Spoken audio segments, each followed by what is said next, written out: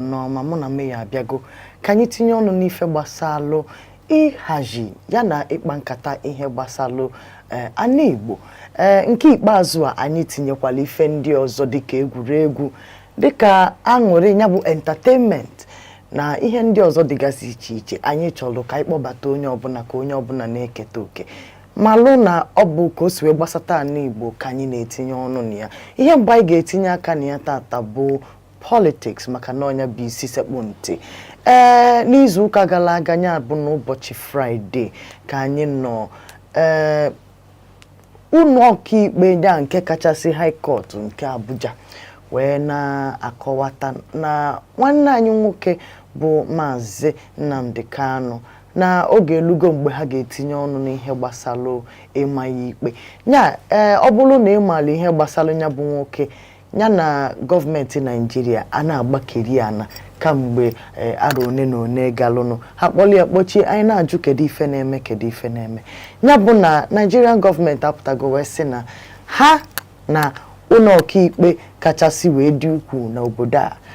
achọpụtago na Mazi Nnamdi Kanu na ọ dara iwu na iwu ọ dalụ bụ iwu gbasatalụ terrorism na Nigeria ha metụtala aka wee kpọtụsị ọtụtụ ihe o melụ bụ iwu ọ dalụ a sị na okwu ọ nọ na-ekwu ya bụ mgbasa ozi ọ na-agbasa nke a na-akpọ broadcasting ọ nọ na-eme na ọ bụ ife nọ na incite violence ya bụ na ọ na-amanye ndị mmadụ ije tinye aka n'ife na-adịrọ mma n'imebisi obodo tigbuo ozugbo ya ka a na-akọwakwa na mgbe ndị ntorobịa n'obodo anyị bụ Nigeria ya bụ the biggest protest emelụ n'obodo a bụkwanụ the protest chịpụtalụ mmadụ okwu n'ama maka na ndị uwe ojii ya na ndị amị jidelu ndị ụmụ ntorobịa gbagbusie na Lekki ọ wee bụrụ na ya bụ protest bụ nke a na-akpọ EndSARS protest nke melụ na 2020 na October 2020 ya bụ protest jidere obodo a mee ya ọma jijiji ụmụaka niile ndị ntorobịa niile nọ n'obodo a n'ugwu na ndịda na elu na ana ebe niile onye ọbụla pụta maka na ndị etinyelụ ihe n'aka na-emebisi ihe ọkachasị ndị etinyelụ nchekwa n'aka ya bụ ndị uwe ojii ya bụ nke ha kpọrọ SARS mgbe ahụ ha jide ụmụazị wee na-akpọ ụmụazị isi ezu ụmụazị ori a na-agbagbusi mmadụ ebe niile ife a niile wee na-eme ya bụ ndị ntorobịa na obodo anyị wee pụta wee sị na ọzọ emezina onye ọbụla pụta ụmụazị a na-ekwu na-ebe akwa nwere onye n'ime fa ji ife ọbụla ewee jide fa wee meminasị afa onye bụ EndSARS protest ka ụlọ ọkaikpe a na-akọwakwa na ọ bụ Mazi Nnamdi Kanu bụ onye mekwelu ya bụ EndSARS protest ji wee bụrụ ihe bịalụ na mmezu n'ọtụtụ ihe ndị ọzọ ha si na o melụ ya bụ ọmụmụ ikpe ka anyị nọ ewee sị na ihe a ga-atụ ya bụ nga ebe ya na o nwere ike isi na nga wee pụta ife a na-akpọ life imprisonment n'oyibo ka ya bụ ife melụ kamgbe Fraịde a ebe niile ajụọ n'oyi anyị amaghị ihe na-eme mana ka ụbọchị na-aga ọtụtụ ndị Igbo ọnụ na-elu n'okwu apụtago kwuo okwu onye dịka Maazị Peter Obi apụtago kwuo okwu nke o kwuru aka na-achịpụta na nke o kwuru anyị ka ga-etinye ya ọnụ onye dịka Cubana chief priest apụtago kwuo okwu na ọtụtụ ndị ọzọ niile mana anyị ga-eweli ya ofu na ofu Mayor ụtụtụ ọma nwanyị ọma okwu kalị n'ala Igbo okwu kalị n'ala Igbo ife emelụ n'izu ụka gara aga reacting to sentence Mazi Nnamdi Kanu ife mekwu bụ na a lot of people ekwugo okwu gbasara this particular topic ma ndị na predict na ọ ka ga-apụta na ya appeal the case and president use here as ife na for campaign na 2027 and all of that. So a lot of okwu apụtago na ha anugo a lot of things maka the ya bụ sentencing na the end of it na ya for the end of it. So anyị na-enekwa anya anyị na-ekwu na the ife anyị na-achọ bụ justice ka justice anyị adịrọ ka ọ ghara ịdị fair to just a particular, they call it the kinder to just, a particular set of people. Obviously, in Kendi Igbo, I am away ifena. So that is just the main thing. And at the fair, let everybody be fair. You won't say that you are rehabilitating Boko Haram terrorists and then Agalini Bunde Mado. And you are rehabilitating them, but Mazi Nnamdi Kanu, you are sending him to life, you're sentencing him to life imprisonment. This issue, the issue was not handled well, right, from the beginning, the onset. What led to all these things? If you lead like to the stage, I know, Keta. Now put a new. Can the Igbo solve the Nigeria? Can the Nigeria say ichupu ndị Igbo by the corner ka kwụsị marginalize ya ka anyị na-enweta ife oke nke ruru anyị o kwuru ife a the last set of Southeast governors kpọrọ ya meeting ọ sị ha what will make me stop my agitation bụ na only like either a 5 or 7 points agenda Agame. One of them will imepe sipos na Ali Igbo. Then other, developments in Ali Igbo. But the Southeast governors promise you that they are going to take it to the then president Muhammadu Buhari. Before you measure how this things measure if the next thing I no go na to go younger. So if any na open handle here with the kind of seriousness was handled here at the beginning, the whole matter would not have gotten to this level. So it is a very poor, it's the beginning of the problem itself, the beginning of the issue. Poor handling to Obutai Ebayin Okita. So that is it. Our leaders should do better. Our leaders should do better. We shouldn't wait for things to spoil before we start looking for solutions.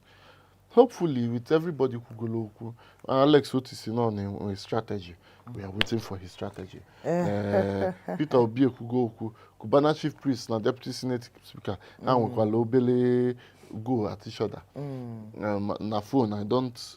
know the length of the even Obi Kubana. Aputago ku Bianca Ojuku ekugo nke ọ na-ekwu ma ndị na-akọ ya ọnụ a na-akọ ya ọnụ. I don't know what they expect the lady to do. Mana this time calls for togetherness amongst the Igbo.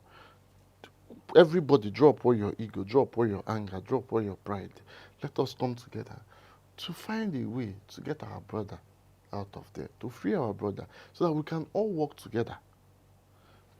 to the betterment of our Igbo, to the development of this our sacred union, our sacred region, I must be from Nassau. So that things will go well for us. Ya bụ nkata balụ n'ime maka na ọ dị ka ihe ikwulu na ihe a bụ mgbe ndị Igbo ga-eji jụọ onwe anyị ajụjụ oge nnyocha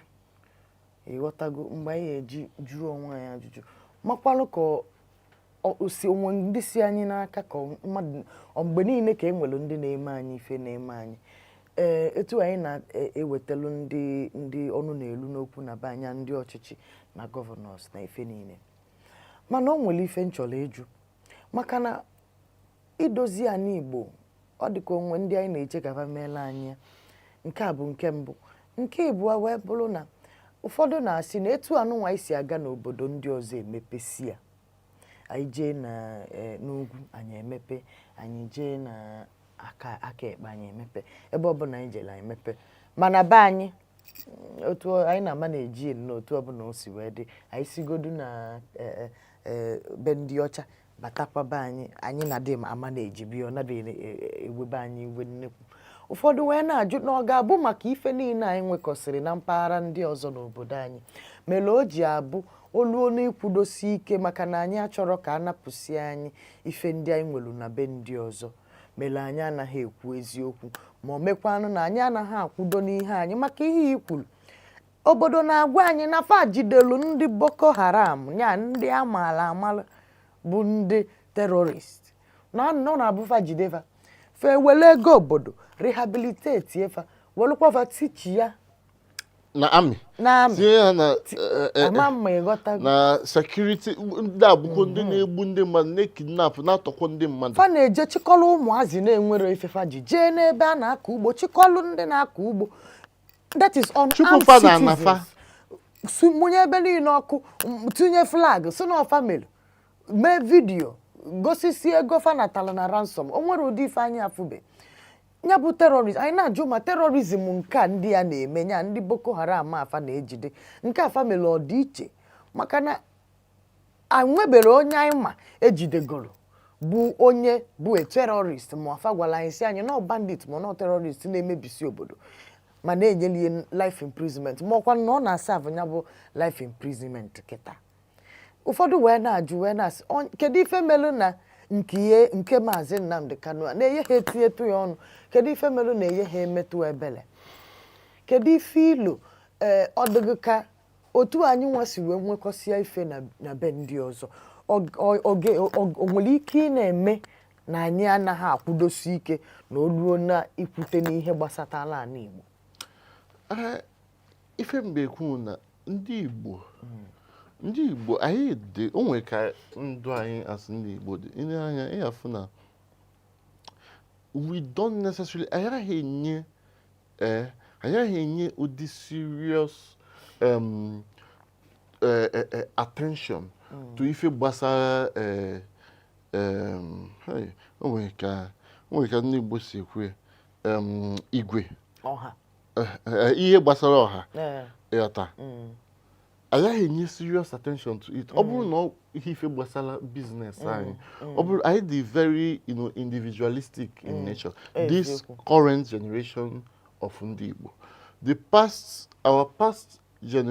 generation of ndị Igbo dị very communal anyị na-eme imekọta ife ọnụ na-eme mana our present and again because of where we found ourselves everybody is scared of speaking because of the way the politics of the country is nwere ike ikwu okwu na nkwujọ ndị nọ n'ọchịchị attack your business ebe anyị enwero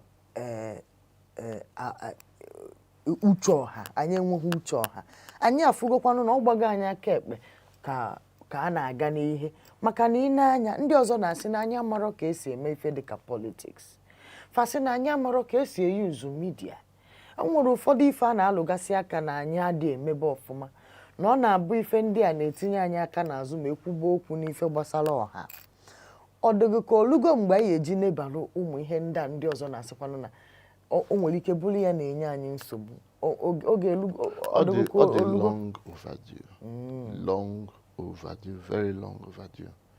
anyị kwesịrị ime ọ dị ife taa ọ ife nyaa ife anyị kwesịrị ime kemgbe eme election 2023 with ife niile anyị fụ na that election adị m surprise sef na ndị Igbo emeburu onweburu any single thing ma afụ anyị mego to prevent such a situation again in this country. Rather, some businesses of Igbo have been demolished in other parts of the country. Some things are happening. Manu jana tokwa hakana lopu ya bawo. Akana ogini na-eme. Kedu ife na-eme? Onye nwamelu ndị ọzọ si anyị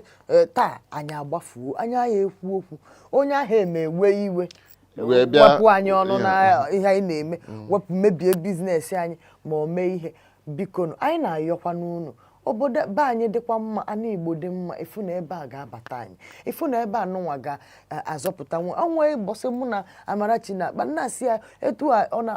na-achọ ịkọwa na onye nọdụ ebe a nwee ife ọ na-eme ma o si hụ na ana Igbo pụọ onye ha abụ ụba onye ha ejezu obodo onye ha ejezu mba ọ bụla ya oge eji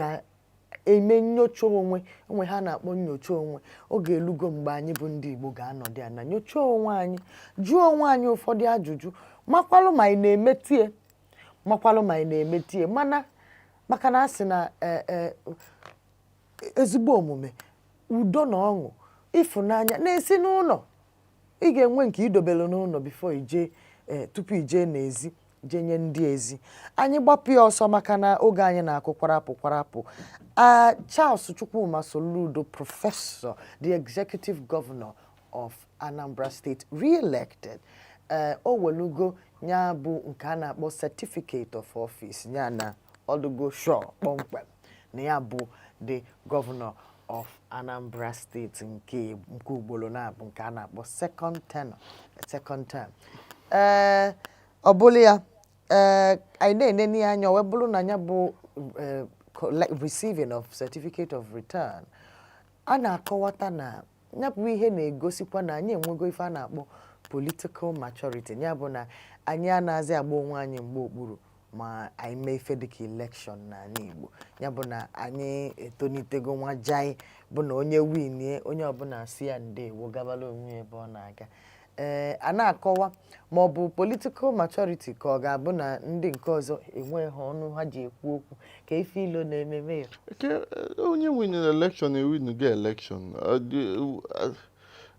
no matter what you say ya na certificate of return ịmara na a na-emesi you in court even with the court distance I analyze certificate of return. Okay. Before you court. Okay. Even before Tinubu on certificate of return, court. So so man, congrats to him. We hope now this is second tenure. I did better than the first tenure. Maka the governors in Nigeria. He is the governor of my state. We are here to checkmate him and to also follow his progress during the next 4 years. Well done to him. Anyị mana aka juru eju kịta mana anyị na-enekwa na nyanwa na onwe ya ga-etinyekwa ọnụ n'ife gbasara Mazi Nnamdi Kanu. Maka na ịghọtago maka na ndị a bụ ndị anyị na-ene n'anya na ọ ga-abụ ha jekwuru nna anyị ukwu nke nọ n'isi isi faje kọwatali ya ụfọdụ ihe nwere ike ga-efe ntị. Anyị bulukwu ya wee nachitebe n'Enugu anyị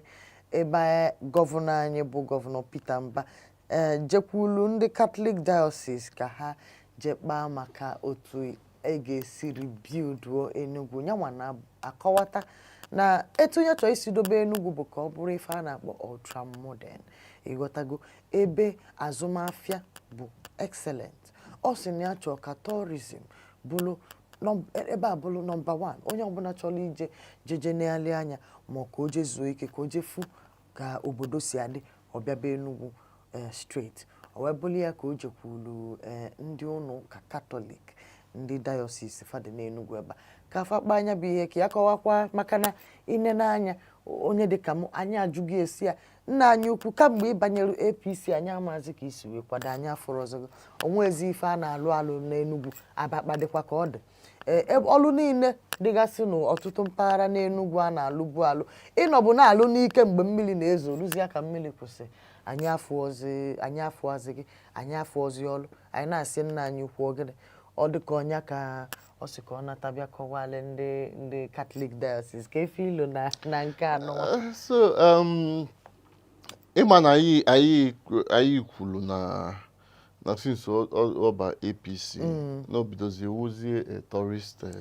a traveler mana recently I think within the past week we saw our governor. He has been around even onwere ilo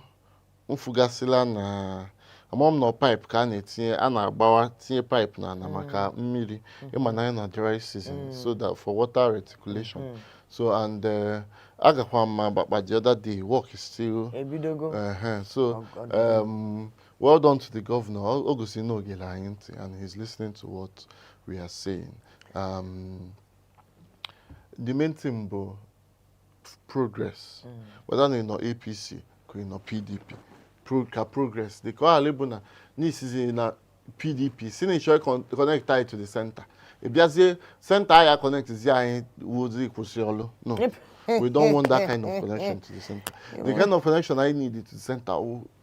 faster execution of our projects, more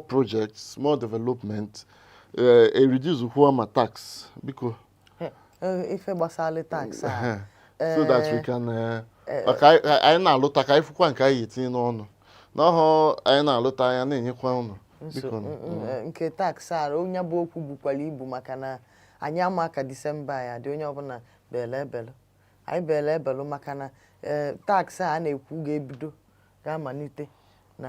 afọ na-abịanụ anyị amarọ ka unu si wee kwado ka anyị si agagodu ọ naba afụ anyị ụfụ anyị amarọ ka nke ọfụ anyị adị mana nke bụ eziokwu bụ na ụlọ oriri na ọṅụṅụ ya bụ the hotels nọ n'Enugu ya na ụlọ njem transport companies ha akwadogo maka ịnabata ndị niile na-abata ọkachasị ụmụnne anyị si ebe niile wele anata ka anyị bịafu ụmụnne anyị ka anyị bịafu be anyị ka anyị bịafu ndị anyị fụ n'anya bịafu ndị anyị na ha dị na mma ka anyị kene Chineke na o dobere anyị ndụ wee luo na ngwụcha arọ nke anọ ịghọtago ya bụ nọọ ife anyị na-emela onwe anyị ọ bụrụ na anyị nwegburu onwe anyị nọọ otu mmadụ si eme otu ndị si eme ihe anọzọ n'ụsọgụ ịghọtago maka na ọ na-abụ arọ gwụba etu a anyị bụ ụmụ Igbo anyị agbakọta bịa ma o nwere ife anyị asị onwe anyị ịghọtago maka na ọ na-abụkwa na Disemba ịghọtago o subirila anyị ka anyị ji emekwa ọtụtụ ihe ifu na onwe ndị ga-esi ma ha nata Disemba ofu nwanne fa nwoke anata okilie ọlaikero ka iru dị onye ọbụla osi onye ọbụla ngwa obodo oyibo ma ọ si unu ngwa ka biznes unu chọọ ime mana ya bụ onye afụrụ n'anya ka a na-amala ihe a ga-emelie ịghọtago afọ ga-amala ife anyị emelodi ya bụ na anyị akwadogo na tabanụ Christmas in the East nke bụ anyị nwa bụ Voice of the East na-eme ya bụ ije na ịntanetị taịpụ hashtag Christmas in the East tinye ihe ọbụla ị na-eme as related Christmas ọ bụrụ na ị na-eje afọ ijeje go some ịghọtago ọkachasị ụmụ nwaanyị ijebe igo wig shoe na ụmụ ife a ise enya nwa foto hashtag anya Christmas in the East ịghọtago itinyekwa Voice of the East ebe a ka anyị wee maa n'ọgụ nwa maka na ihe win kwe 1 or 2 ma ọ bụrụ na ọgụ nwa sendela anyị nke kpọrọ akpọ the most ọ bụrụ na ijebe gị igo chicken na ewu na ọkụkọ na nama na ngene nkewa efi ihe ọbụla ị chọrọ iji wee mie ihe ọbụla ị na-akwadobe ihe eji wee mee ya bụ Christmas ọ bụrụ na ị na-alụ ụlọ ise enya itinye the hashtag dị ya ịghọtago ọ bụrụ na ị gotelu momsi moto iti ya dị ya ihe ọbụla ị na-eme kịta ihe ọbụla ị na-eme otu ọbụla isi na-achọ ime ise enya hashtag anya itinye ya ka ụmụnne gị na-afụ ya anyị nwa na-afụkwu ya makwalụ na ị nwekwara ike wetakwa ihe nnweta na ya bụ post n'ime enya ka anyị weli otu a ruo ife dịka Jenụwarị ka anyị maa ka nke arọ a si wee gaa ka ịma na-emetụ ife akwa achịtụ nwa ọchị ka anyị nachi ya na Ebonyi ebe ọ dị ka ife a na-akpọ abuse by higher authorities ya bụ mmegbu a na-emegbu n'elu ịghọtago ndị isi na-emegbu ndị nọ ha n'ala na-emegbu ndị ha kali ndị na-alụsa ndị fakali ọnya bụ ife anyị na-ekwu ebe a nke dị n'Ebonyi bụ nke a na-akpọ journalistic ya bụ ndị nta akụkọ n'obodo a na-atakwa n'afụfụ oge ụfọdụ etu a mụ na meyo nọkọta otu onye asị na nke anyị kwuru na ya like ya o wee bido chụgharịba mụ na meyo ọ na-eme mgbe niile ya bụ na n'Ebonyi ama m lụtara ofu nwanne anyị nwoke lụrụ civic center a sị na ofu onye nta akụkọ kwupụtara ihe o mesia na nwoke a n'ife imel adịrọ mma na akpọrọ ya kpuchie nke a ya bụ nke izi onye abụ nke abụọ onye abụ mbido ọdọdị ka onye abụ nke njedebe ya bụ na ọchịchị onye kwuru uche ya anyị na unu na-eme n'obodo a anyị kwuzie okwu unu akpụrụ anyị kpuchie onye pụtasị na nke emere adịghị ya mma achọ ihe a ga-eme achọ nke a ga-eme ọ bụrụ ya ka anyị nọ ọ na-eme n'elu na-eme n'ala na-eme n'obele na-eme na nnukwu ofu ihe a ka anyị ka na-ekwu nwoke nke anyị ji okwu ya tata bụ onye nta akụkọ a na-akpọ Godwin na Aliona n'ime Ebonyi steeti ka akpọbata n'ụlọ ọgwụ ebe a kụrụ ya ife tinka kụrụ pan o wee bụrụ na o mere gịnị asị nọ ndị security agency jidere ya wee kụọ maka na steeti kọmishọna si jide ya bụ nwa okorobịa kụpụ ya ife na-ekweri ya egwu ịghọtago anyị ewee na-ajụ ife a bụ ife anyị si unu meela anyị ife a bụ oji ihe a kịta bụ ihe anyị dinyere unu ka unu mee maka na mgbe unu bịa na ya anyị please vote for me I love you I will do this for you I will do that for you ọ bụkwa ihe a ka anyị na unu kpara maka na ọchịchị onye kwuru uche bụ na unu nyere anyị o nyere anyị ohere na anyị ga-ajụ unu ajụjụ jụọ unu si unu ihe anyị na unu kpara ọ bụ ọkwa ya ka unu na-eme ma ọ na ọnya ka unu na-eme maka na nke bụ eziokwu bụ ọ bụ ma ịkụ aka anyị na-akụrụ unu aka anyị na-akụrụ unu aka dị egwu ọ dịzi aka anyị na-akụrụ unu ọ na-abanye anyị n'ụbụrụ ọ dị ka anyị na-akụfezi aka akụfe ya bụ ofu ugboro ma ọ bụ ugboro na-abụ anyị ga-apụtasị unu na nke unu na-eme adịghị mma unu ewejide onye a wee kụọ ya dunkam ka m jụọ ọnụ meyọ ka meyọ gwa m ma otu a ma ọ ka mma ọ dị very sad na 2025 na anyị ka na-enwe ụdị operation a both with journalists and non-journalists. Ị na-akwụsị mmadụ ịlụ ọrụ ya mmadụ pụtakwuo n'imele ife na n'imele ife a your duty as the person emela accused bụ ịpụta kwuo na ka ife a si mee ịkọwa onwe gị n'ọhụụ n'ihe apụta jirizie maka n'inwere ike or n'inwere connection at the different level any level inwe ijizie na oppress mmadụ ọ bụrụ na onye ahụ tụrụ asị prove onye ahụ na ọtụrụ asị n'ọhụ ijizi police na harass journalists ọ dị very very wrong ọ dị very very wrong and the worst thing bụ na without journalism most of the things you are doing will not come to fore. Without journalism, most of our politicians now, nobody will know about it. So when I report on Kedimma, he expects in that emission no email and card on ma. Oh, the very, very wrong. Stop the harassment of journalists.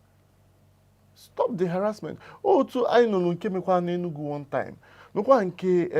chairman equal local government. They made one boy. I know kwam no Enugu akono na kono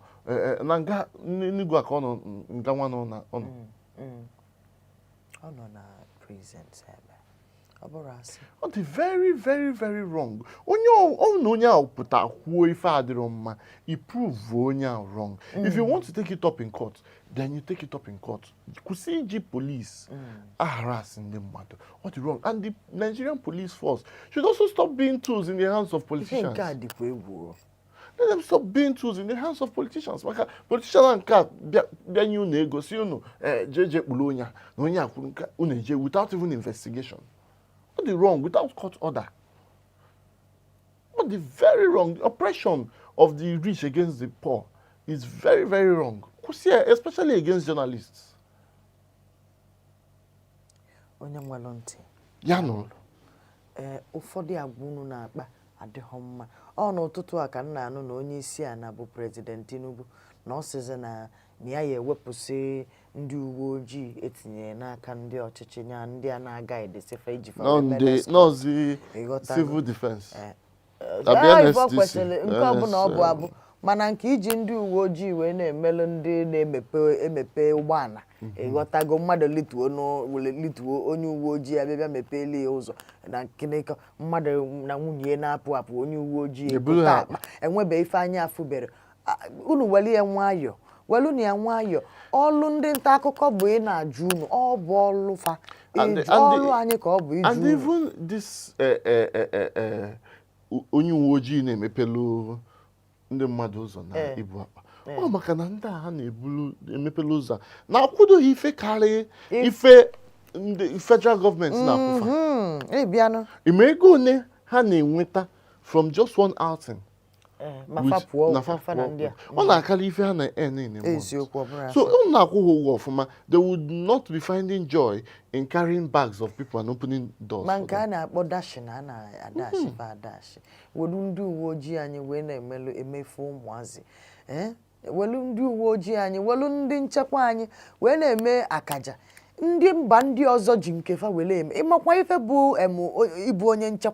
onye nchekwa obodo amaala police army ụmụ ife a ọ bụrụ na nke anyị ọ bụrụ nnọọ ijife wee na-egwu unu enye ha kwụpụta ha ụgwọ eje gosi ebe efa na-eme training ọ dịghị ka ọ gị weli isi gị zoo ọ dị ka ebe ụmụ anụmanụ na-anọ anyị na-anụ ife ndị a na-akwụgasị fa salari ọ dịghị ka ọ gị weli ife kpuchie ntị ịghọtago anyị na-afụ ebe ndị nke ritaya na-ayọ gọọmenti biko ka fa kwụọ fa ifelulu ha anyị wee na-ajụ wite ihe ndị anyị na-anụ ụfọdụ ihe anyị na-anụgasị ọnya ka anyị ji asị ụmụ ndị ntorobịa ngwa bịanụ ka unu banye na ife dịka uwe ojii ngwa bịa ka ịbanye na amị n'ebe bịa ka ịbanye n'ọlụ oyibo ikwela akwụ minimum wage okpo onugo ọkwụ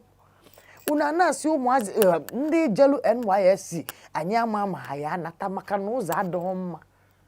ịghọta ụmụ ife ndị a niile ka anyị na-etinye anya meyọ ụmụazị anyị ndị nke nọ na mpaghara be anyị badazụ ụmụ anyị nọ n'ala Igbo ebe a etinyelu NYSC ka fajebe n'obodo ndị nọ n'ọkụ o nwere obodo ndị nọ n'ọkụ n'obodo a kịta obodo dịka Kebbi steeti na Kwara steeti na ebe niile ana m ajụ ụmụ ndị mmadụ ana-ese ndị fe ebe a biko kedu ife ilo ndị nọ n'ala Igbo ebe a na-asị fajebe n'obodo ndị a ka ife ilo ife ekwesịrị iscrap ife ahụ na NYSC okay mee ya ịnọ ihe savụ na your state of origin issues ịsavụ n'ebe ọzọ anyị amalụlọngụ ji aka chuzie mana ife ahụ mmadụ ya esi Ibadan jewe Kebbi si Anambra jewe Niger si Lagos jewe ife niile ana anyị efulu oge ndị mmadụ nwụrụ na accident just last week mmadụ 18 ebe ha na-eje ife so ọ dịrọ mma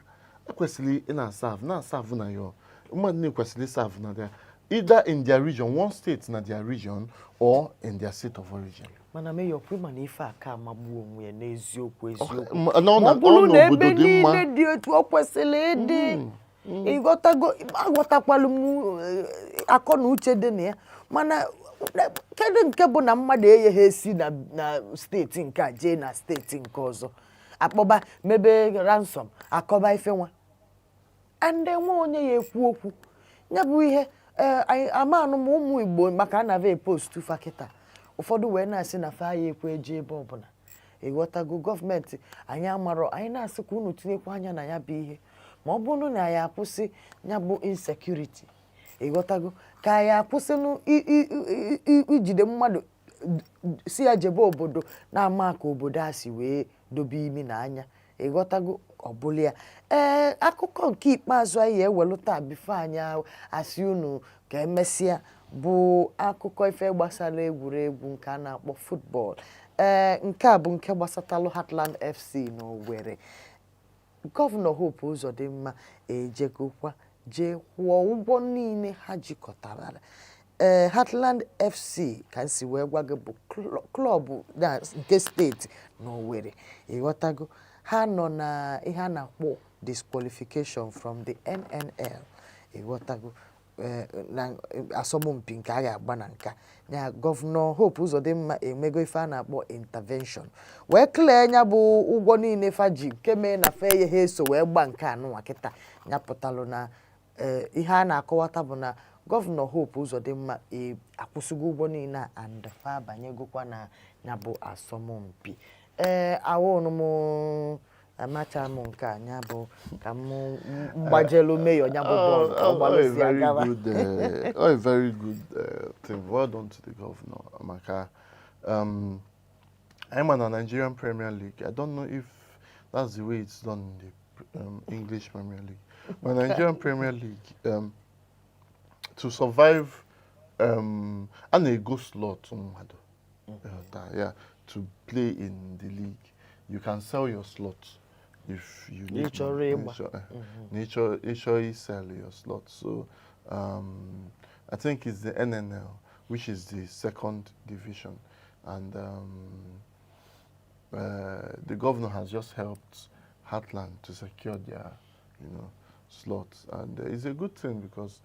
I also hope he invests in that football club. Heartland used to be one of the best in Nigeria. I don't know why Haji deteriorated to this point. Yeah, now you need this save.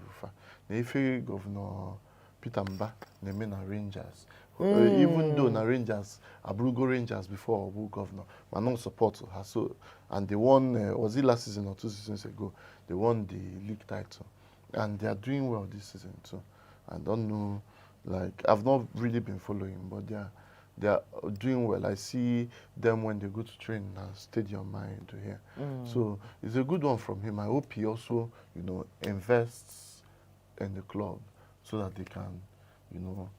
become better at what they do and compete for the titles. Because it's a good thing for us to have our own clubs from this side compete for the title. And for other governors to also, like I see Alex Oti with Enyimba, na Abia Warriors. For Ebonyi State governor should also try to. Governor Soludo has come up with Solution FC. Let us see how far they will go. Anya on emecha m ka jeje visit ekwanu governor anyị na Ebonyi. That is Governor Francis Nwifuru. Kai ni akale kene kai makele no ka o si wee kwado nke ikpeazụ a. Ọkwa o so na ndị eje no re-election. Ọkwa re-election. Anyị agba mbọ ka ifu ya tupu re-election ya kai ni akpa kene nkata kai malụ ife na-eme na Ebonyi n'eziokwu. Izu ụka anụnwa biko gị bụ onye Igbo achọrọ m ka iwetuo ama m na enwelu ka ịghọtago onye ọbụla na ntụne na-eme ihe na nke ikpeazụ a nsogbu adịrọ ntụne dị mma nnyocha dị mma ajụjụ dị mma jụọ maka na asị na onye ajụjụ na-ajụta a na-asịkwanụ na onye ajụjụ anaghị efu ụzọ ya bụ na anyị ga na-ajụ anyị agbakwanụ mbọ na-egekwenụ ndị ọzọ maka na asị na onye nọ mmadụ nso na anụ isi ezie ịghọtago ọwụ ndị mba ga-agwa anyị ka isi eme ndị anyị nafa bi ndị anyị nafa na-emekọ ga na-agwakwana anyị ọtụtụ ihe anyị na-emekwanụ nwelu ka o si wee dị nna m ochie na-ekwu okwu si na onye na-enu onwe ya une ọpasị ya ya bụ na oge ụfọdụ kwanụ ichekwanụ ka onye ọzọ na-ege ka ịmakwanụ ka ịdịkwa ka iche na ede ya bụ na ka anyị ka na-enenekwe anyị a na-egebe ntị ihe ndị agbata obi anyị va na-ekwu anyị a na-egekwanụ ntị ajụjụ anyị nwa na-ajụ onwe anyị n'ime ka anyị na-ajụ ya ka anyị na-amakwa na ọganiru na ọdịmma na-esite n'obi na-esite n'ụlọ ọnụnụbe nwanne anyị agbakwa n'ọsọ onye Igbo ahakwana nwanne gị onye Igbo chetakwa na ndụ kachasị ife niile o nwerokwa ihe mmadụ dobere n'ezi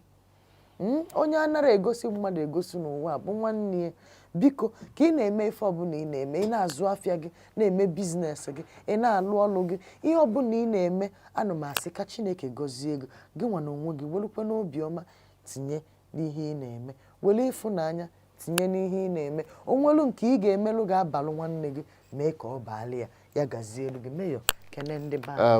ba bọtres n'ife okwu o nwelu ilu ndị Igbo kwuru na onye gburu nwanne ya bụrụ dike igbu nwanne gị ere aza dike maka na nwanne gị ọnụlube nwanne ya mee gịnị ya gba n'ọsọ ọ ga-adịla anyị mma n'izu ụka ọ ga-adị anyị ga-afụ ụbọchị Wednesday ngwanụ ka emesịa o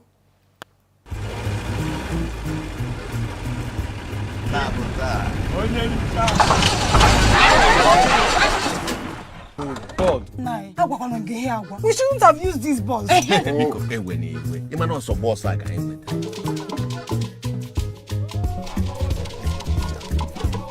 Hello, Nne. Where are you guys? Our car broke down. Oh my God. Adugo, why are you worried? Or get me? They just called me and they told me that the car broke down and they're stranded. Our in-laws. Yes. Tofia. This driver, okay, I will deal with that driver. Yeah. Hello? Is that Onije Motors? I need your services very quickly.